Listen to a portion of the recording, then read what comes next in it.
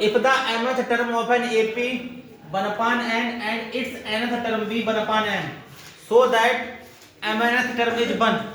हमको प्रूव क्या करना, ध्यान देखो, हमको mth टर्म दिया गया यानी कि am इक्वल्स टू दिया गया 1 upon n और nth टर्म क्या दिया गया 1 upon m। तो am equals to 1 upon n और an equals to 1 upon m, मतलब ये mth टर्म जो है वो 1 upon n है, nth टर्म जो है वो 1 upon m है। तो mth टर्म का फार्मूला लगाएंगे a plus m minus 1d equals to 1 upon m। इसी प्रकार नया फार्मूला लगाएंगे a plus m minus 1d equals to m। Clear? यहाँ हम सॉल्व करेंगे तो a ऐसे ही d का मल्टीप्लाई कर देंगे md minus d equals to 1 upon n।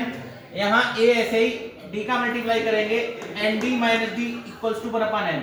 ये दोनों इक्वेशन, ये हमारी इक्वेशन फर्स्ट है और ये हमारी इक्वेशन सेकंड है। इनको हम सॉल्व करेंगे, a और d की वैल्यू को फाइंड करेंगे। तो पहली इक्वेशन हमारी क्या है, a plus M D minus D equals to 1 upon n और ये a plus N D minus D equals to 1 upon m। इतनी बात समझ में आ गई? क्या करेंगे, इक्वेशन फर्स्ट ये है, ये इक्वेशन सेकंड है।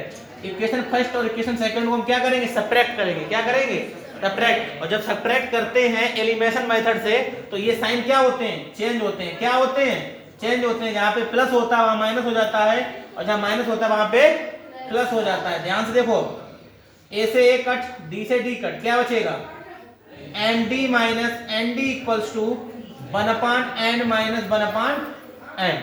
इतनी बात समझ में आ गई?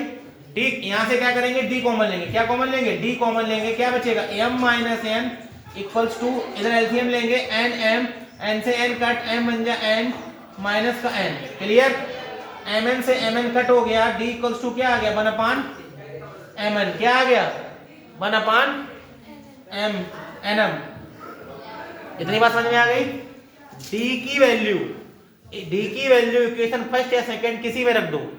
तो हम क्या करेंगे, d equals to 1 upon m put up in equation first.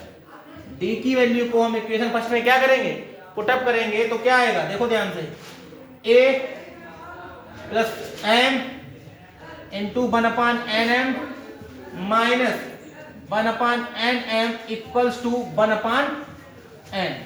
इतनी बात समझ में आ गई?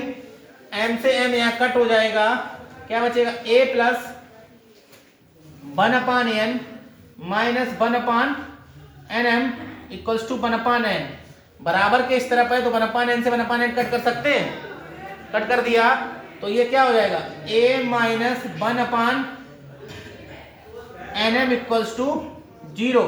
तो a इक्वल्स टू क्या आ जाएगा, 1 upon mn। इतनी बात समझ में आ गई? a इक्वल्स टू क्या आएगा, 1 upon mn। d की वैल्यू निकाल के, d की वैल्यू 1 upon mn आई, d की वैल्यू इक्वेशन फर्स्ट में पुटअप की, सॉल्व किया तो क्या आ गया, a equals to 1 upon mn। ये बात समझ में आ गई? अब हमको प्रूव क्या करना है वो देखो ध्यान से।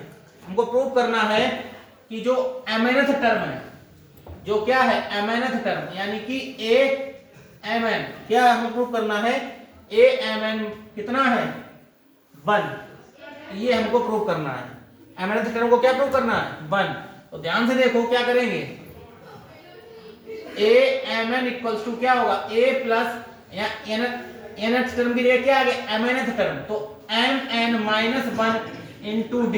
इतनी बात समझ में आ गई? a की value 1 upon mn, mn minus 1, d की वैल्यू भी 1 upon mn। देखो ध्यान से, 1 upon mn, इधर मल्टीप्लाई करो, mn upon mn minus 1 upon mn। 1 upon mn से 1 upon mn कट, क्या बचेगा, mn अपॉन mn कट, तो mn टर्म कितना आ गया, 1।